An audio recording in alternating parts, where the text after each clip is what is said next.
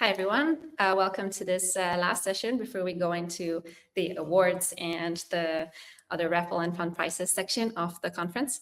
And please join me in extending a really warm welcome to Heidi Waterhouse, the co-author of the amazing book, Progressive Delivery.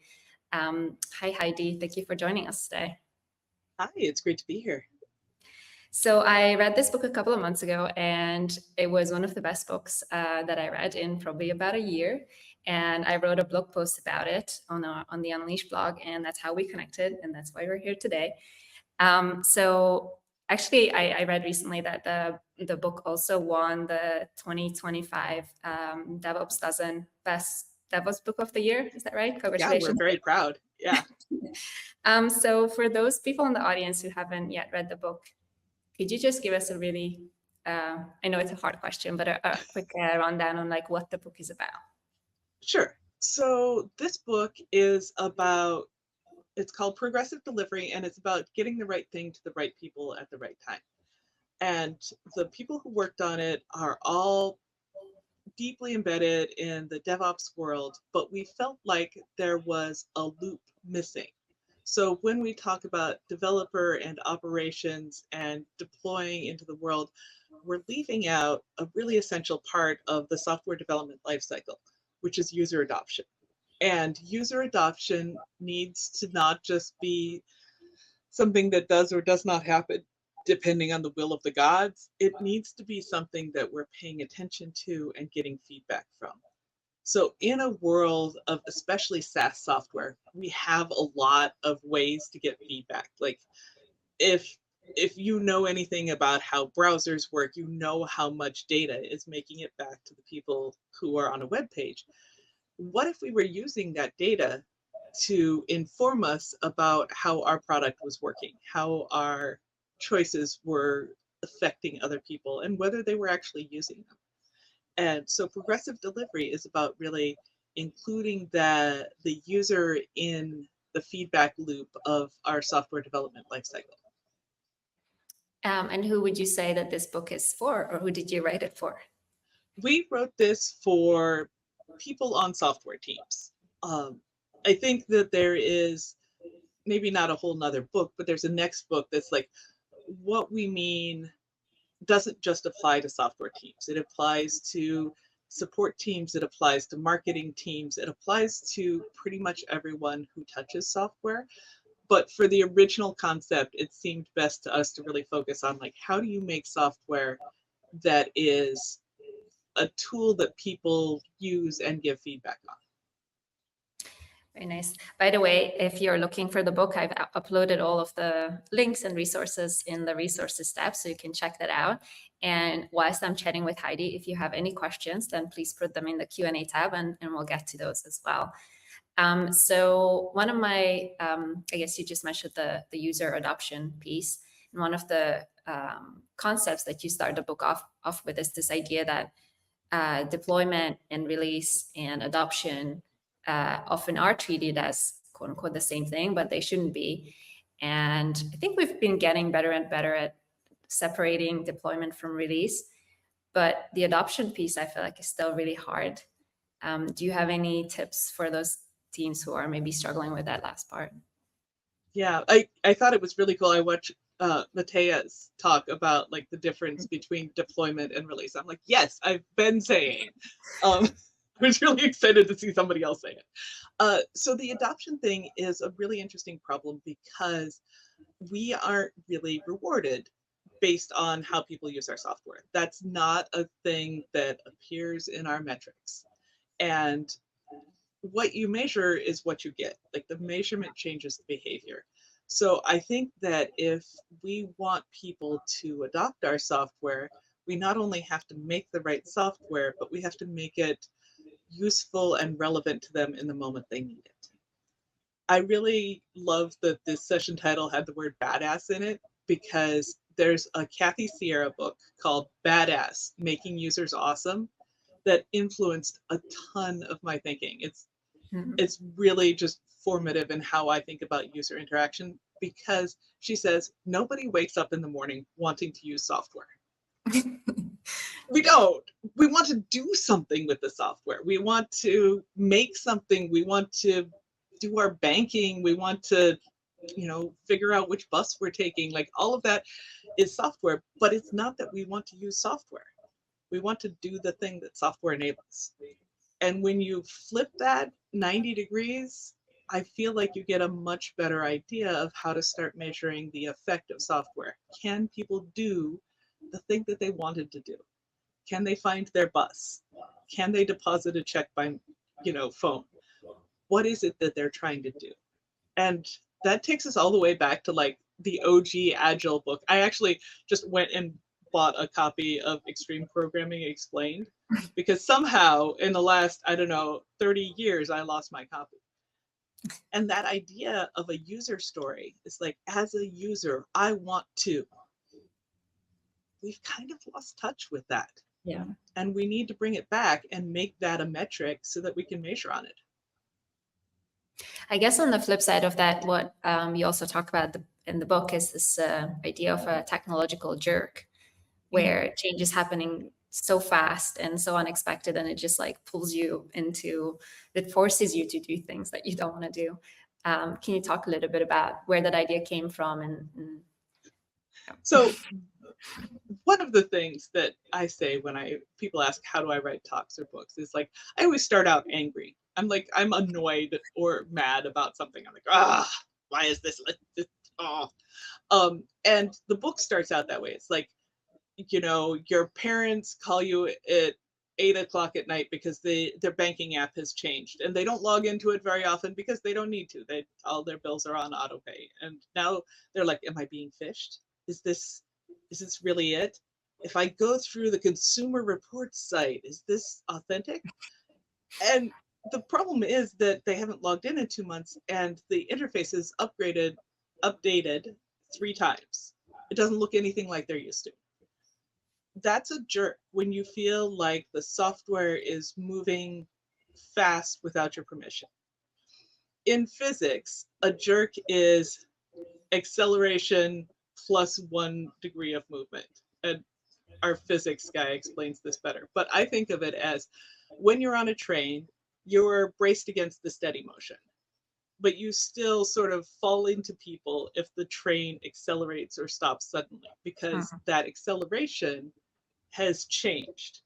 And that jerk is the moment that all of us sometimes experience with our software, where we're like, I knew how to do this last week, and now I don't. So I think when we make software, we have our hands in it all the time. We're like, oh, that's a gradual change. We updated that last month. We can do something new. But maybe our users aren't using things that fast. Like maybe it's a very American example, but when you log into software to do your taxes, you only do it once a year. And so it always feels like it's changed, and you always need a little guidance on where they put the thing. Yeah, you talk about this stuff happening to your parents, but I feel like it's happening more and more to me. And I don't have kids, so what am I going to do? Just need to get better at this. But I definitely experience it on a regular basis now. And it's very frustrating. Indeed. And our rate of change is changing. So one of the books we read for this was Future Shock, which is a book that was released in 1970. And he's like, the rate of change is accelerating. It used to be that over your life, there wasn't that much change. But like my mom remembers punch code computing and AI. Like that's a reasonable lifespan. And it's not slowing down. Like my kids remember HTML and AI, and who knows what's going to happen to them in the next 50 years. So we have to come to an accommodation, both as software makers and software users, on how much change we can handle. So did you get your programming interests from your mom? No, actually, all of my parents, she's a teacher and did a lot of technology, but didn't think of it as programming. And my dad was a hospital administrator and worked a lot with computers, but thought of them as tools to do work. I fell in love with technical writing, actually, and got into technology that way. Yeah, I was recently when I was chatting to Heidi, found out that she also wrote this other very cool book that I love, which is on technical writing. But we'll have a different fireside chat on that one. So the book has this concept, or is kind of centered around this concept of the 4 A's, and let's see if I can remember all of them. Let's see if I can remember all of them. Is it autonomy, alignment, Mhm. automation, and what's the last one? Abundance is the first one. Abundance. Yeah. So can we talk a little bit about those and why they're important and the balance and all of that? Yeah. So one of the things that we realized when we were talking about what you're calling feature ops and we're calling like progressive delivery is there are certain prerequisites to make it work. Like in a world where it costs you a noticeable amount per query, you can't really do this. In a world where you only have 10 users, you can't really do this. So it requires abundance. It also requires autonomy in that you need to be able to make decisions on your own or as a team on how you're going to implement something rather than having a very waterfall top-down thing.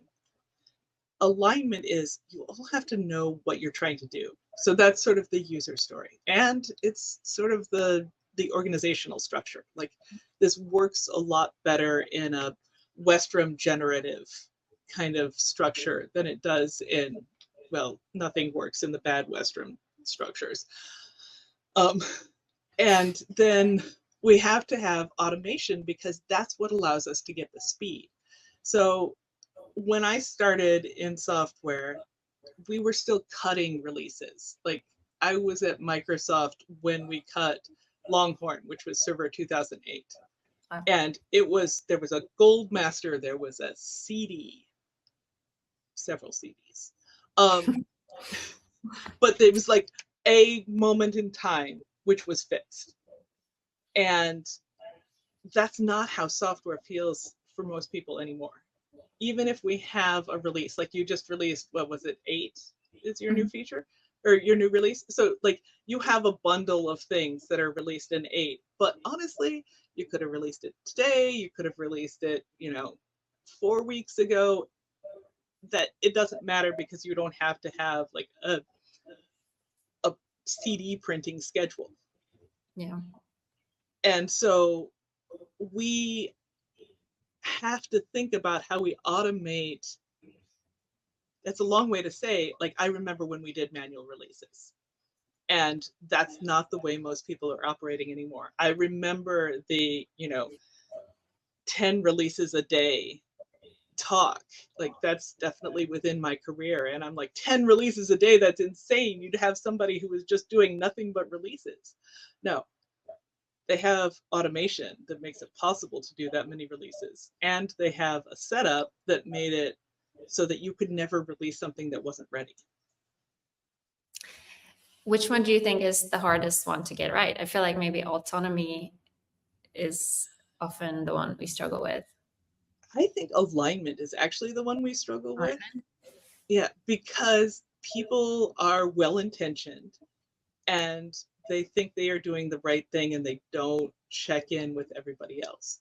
So how many times have you been working on a team and you've done a bunch of research and everybody's very excited about the product and you release it and the users don't care? Yeah. Because we haven't aligned with what they need and we haven't taught them to want what we've made. But at the same time, you also have to balance like talking to your user and listening to their needs.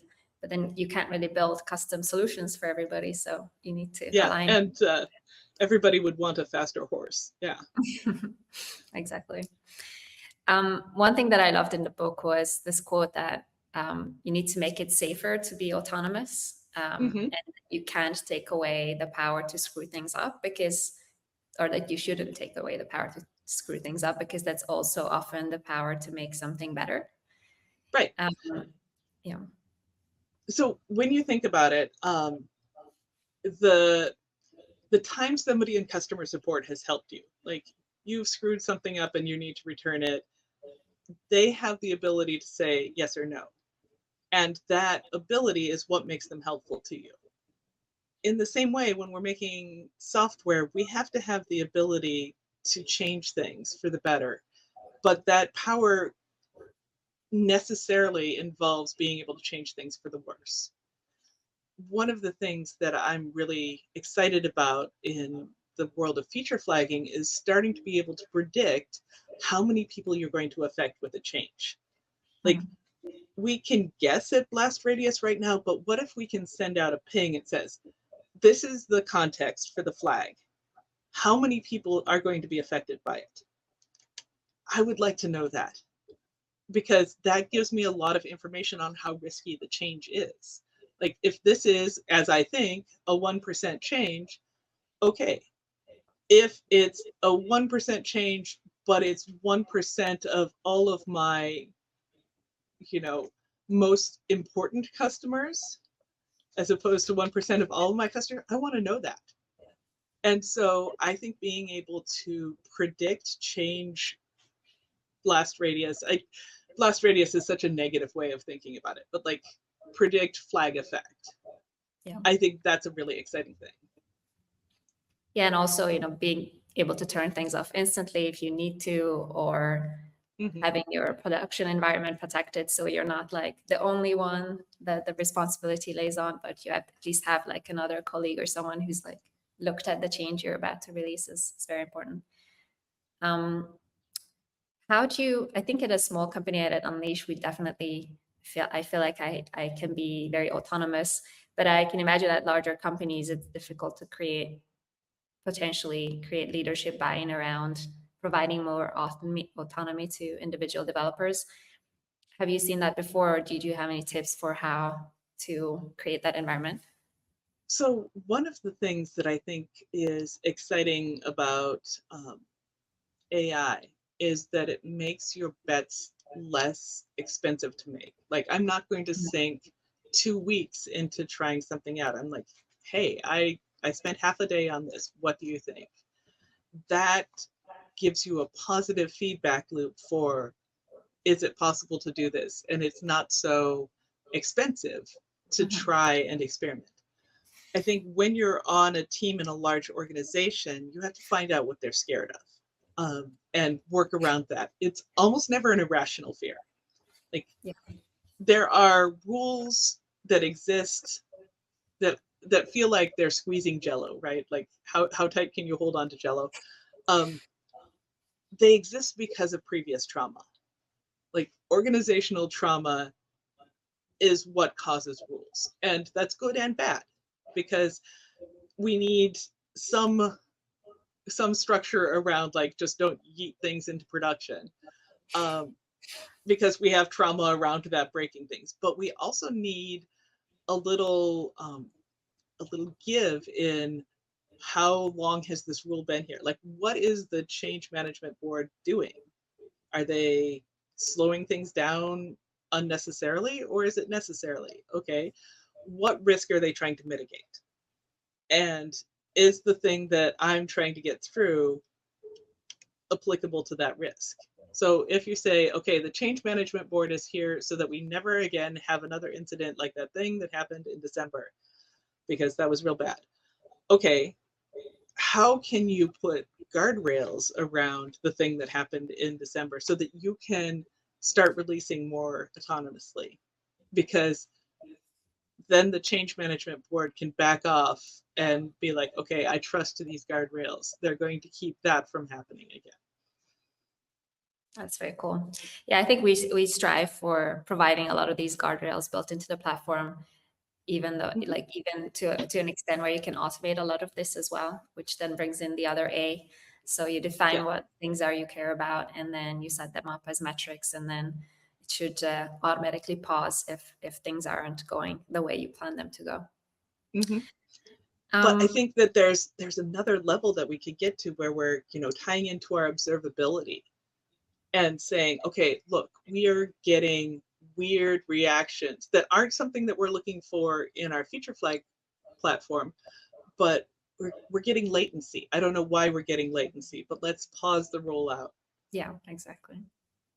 Yeah, so it's not just metrics on the front end, but any metrics that you have access to and care about. I think one of the other talks talked about full stack experimentation as well. So taking in metrics from across the entire stack and across the user experience and the business metrics and anything as well. Now I can't remember if this is from your book or the podcast, but one of the phrases that I love that you've said a few times is free like puppies. Yes. And it always makes me think of like specifically when someone is trying to build their own feature flag system because it's cheap and free. I think of that phrase. And so, yeah, just do you have any advice for someone who's trying to build something like that from scratch? So, and this is really like AI has really made this explode because you can build anything. It's just not always a good idea. So when I say free like puppies, it's like, okay, yeah, the puppy by the side of the road is free, but the vet bills, the fact that it's going to chew your shoes, the fact that it's going to, need care and love and time and commitment, these are all things that are true about software too. Like it's free-ish to build. It still costs you some time to build. There's an opportunity cost there, but you have to maintain it. And do you have good uptime? And what happens if you can't get to your feature flag server? And what happens if users are having a negative experience with it? Like, are they going to wake you up? Is this a middle of the night puppy problem? And so when I say like friends don't let friends build feature flag programs, we all say this, and it's because there's so much more going on than you think. There's like somewhere there's a statistician who's like, okay, let me explain Bayesian values to you again, and you're like, please don't explain Bayesian values to me again because I may die. But it's important because like how you do a distribution is not random. And if you want sticky values, how are you going to identify that? And if you want not sticky values, how are you going to identify that? And there's just so many things that are part of a mature solution that you're not going to know about until you build your own and then run into these problems one by one. Yeah, and a larger scale like compliance and SSO, and it's just the if statement turns into like millions of lines of code suddenly. Yeah. So if someone reads your book and they're like, this sounds great, but where do I start? Like, what are some of the things they can start doing like next week? So what I want people to do when they start is first look and see where they think their blockers are. Like, where is your bottleneck for getting value to the customer? Is it you have to wait for the release? Is it you have to wait for some double checking system? Like, what is slowing down your value to customer? And once you identify that, you can start working on that. But the other thing to do really quickly is start figuring out how to get customer feedback. And that's not just like asking them how they feel on a net promoter survey. Like this is very low value feedback. But like, do they bounce off the page? Do they like we can see mouse movements? Are they looking for help? Are they asking questions about it? Are they stuck? Do they immediately turn on dark mode, or is there something that everybody does when they get to the page? What mistakes are they making? And you can ask customers that, but it's better if you go to technical support and say, what are people struggling with? And so make good friends with your tech support because they actually are the most representative you're going to get in the company for a user. Yeah, they get the angry customers as well. They do. And like, I think, who was it? I think it was MailChimp had a thing where everybody did a support rotation every month. Yeah, And I'm it's a like, good. what a great idea. Because then you feel the pain of the jerk that Yeah. you have put people through. They're like, why is it not working? I feel like there's a tendency with the AI to start outsourcing support as well, or at least partially to AI, and I wonder what the effect of that will be. On the bright side, you can ask AI what people are having problems with. Yeah. Like, what are the top 10 queries that you've gotten? And that's easier than asking your tech support people most of the time. So, like, I don't love it. If I'm mad, I want to talk to a human about it. Yeah. Like, where is it? Where's my thing? But it is a thing that we're doing, and we can use that ability in ways to help us. And what do you think immediately turning dark mode on says about you? So if everyone does it, it says that there's not enough contrast in your page. If many people do it and you have a developer audience, it says you have a developer audience. I personally am the weirdo that has their computer set to do daylight. I So have that like as it's light mode during the day, it's dark mode at night because that's best for my eyes. But there's a ton of accessibility stuff that some people can't handle dark mode because the contrast is too high. And some people can't handle light mode because there's too much light coming at their eyes and they can't deal with it. And one of my dreams for feature flags when I first started working in them was that we would create, we cannot call it flag markup language, but maybe open flag is close. We would create a way for people to have persistent pseudonymous website settings.